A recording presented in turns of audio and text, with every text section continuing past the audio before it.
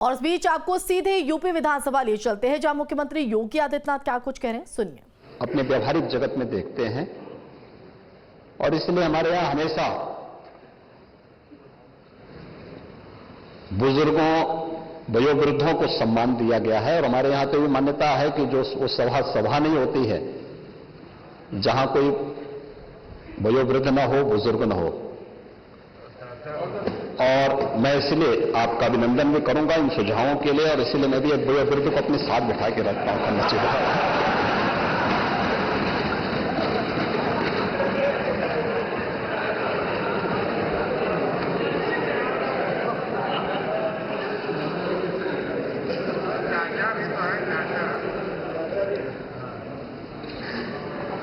आऊंगा मैं थोड़ी देर में।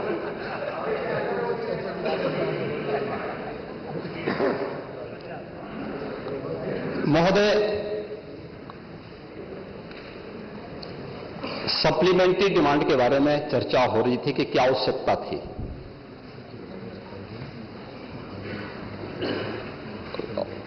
मैं केवल एक बात,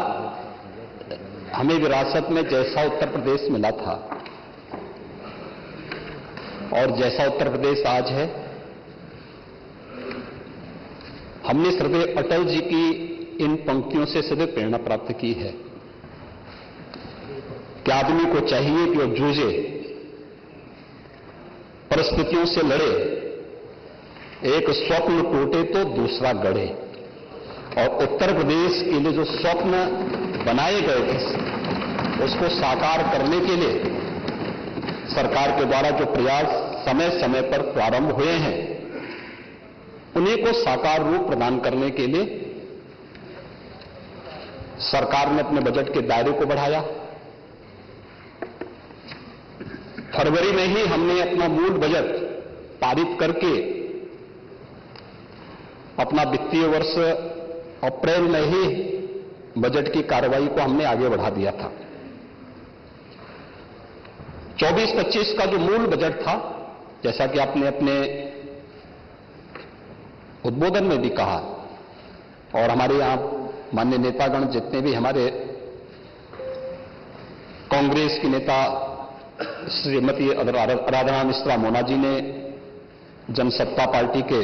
श्री रघुराज प्रताप सिंह राजा भैया ने, हमारे सहयोगी दल राष्ट्रीय लोक दल, अपना दल, निषाद राज पार्टी और सुहेलदेव राजभर पार्टी के हमारे जो सहयोगी हैं, उन लोगों ने भी अपने वक्तव्य में जो बातें कही कि हमारा जो मूल बजट था वह 7,36,437 करोड़ 71 लाख रुपए का था। मांग के अनुरूप और प्रदेश के अंदर इस दौरान जो कार्य हुए, यद्यपि इस पूरे समय में ज्यादातर समय हमें आम चुनाव का सामने करने में ज्यादा समय खर्च हुआ, लेकिन फिर भी इस दौरान जो कार्य हो रहे थे, अन्य जो एक्टिविटीज चल रही थी, उनके कारण हम लोगों ने लगभग विभिन्न विभागों में एवरेज 40% से अधिक रिलीजेज हुए हैं, 44% रिलीज हुए हैं, और इसमें से 20% से अधिक धन खर्च भी हो चुका है। अगर हम देखेंगे तो यह बजट 15-16 की तुलना में दोगुने से अधिक है। उत्तर प्रदेश जैसे राज्य में अगर हम इन सब मुद्दों के बारे में नहीं सोचते, इस प्रकार के बजट के दायरे को नहीं बढ़ाते, उत्तर प्रदेश की आवश्यकता के अनुरूप यहां पे इंफ्रास्ट्रक्चर नहीं देते, गरीब कल्याणकारी योजनाओं को आगे नहीं बढ़ाते, बिना भेदभाव के अन्नदाता किसानों के बारे में, महिलाओं के बारे में, नौजवानों के बारे में और समाज के विभिन्न तबके के वंचितों के बारे में, दबे कुचले उन तबकों के बारे में, अति पिछड़ी और पिछड़ी जातियों के बारे में सरकार की कार्य योजना आगे नहीं बढ़ती, तो उत्तर प्रदेश के बजट के आयाम को बढ़ाने में हम सफल नहीं हो पाते। हमने इन कार्यक्रमों को आगे बढ़ाया, बिना भेदभाव के शासन की योजनाओं को उन तक पहुंचाया, और आज उसी का परिणाम है कि सफलतापूर्वक बजट इस माननीय सदन ने फरवरी में पास किया था। 1 अप्रैल से नए वित्तीय वर्ष प्रारंभ होने के साथ नए बजट पे कार्य करना प्रारंभ भी कर दिया और आज जब हम अगस्त मास की प्रथम तिथि में यहां पर उपस्थित हुए हैं, इन पिछले 4 महीनों के अंदर पहले 2 महीने चुनाव में व्यतीत हो गए, अन्य एक्टिविटीज में व्यतीत हुई, अगले 2 महीने मात्र कार्य करने के लिए मिले और उस दौरान जो कार्य प्रारंभ हुए उसका परिणाम है कि 44% से अधिक बजट रिलीज हुआ है, 20% से अधिक अब तक खर्च हो चुका है और हमारा प्रयास है कि जितना भी पैसा है, जो आपने अपने उद्बोधन में भी कहा कि कैपिटल एक्सपेंडिचर इस बात का द्योतक है कि यह पैसा किसी स्थायी निर्माण में लग रहा है, ये रोजगार का सृजन भी करेगा और विकास की गति को भी तीव्र करेगा। उसी विकास की गति को तीव्र करने के लिए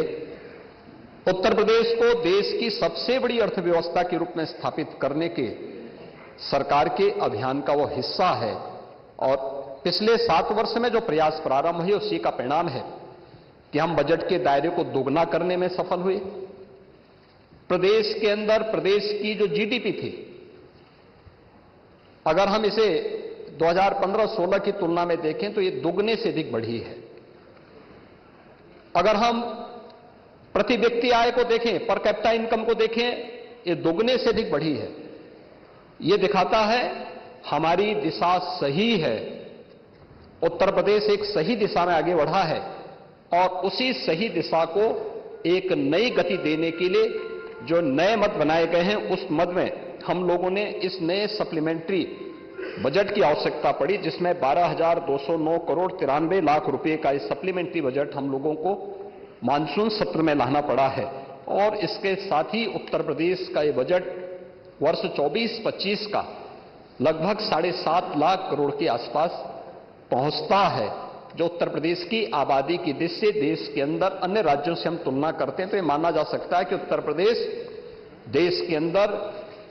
देश की अग्रणी अर्थव्यवस्था बनने का मादा रखता है। मुझे याद है जब 17 में हम लोग आए थे तब उत्तर प्रदेश देश की 6ठी-7वीं अर्थव्यवस्था थी। आबादी हमारी सबसे ज्यादा है, लेकिन अर्थव्यवस्था के रूप में हम देश के अंदर 6ठे-7वें स्थान पर थे। उत्तर प्रदेश के बारे में कैसा परसेप्शन था, ये किसी से छुपा हुआ नहीं है। आप में से सभी माननीय जनप्रतिनिधिगण उत्तर प्रदेश से बाहर जाते थे और बाहर जाकर के इन बातों को अनुभव करते थे कि कैसी स्थिति है।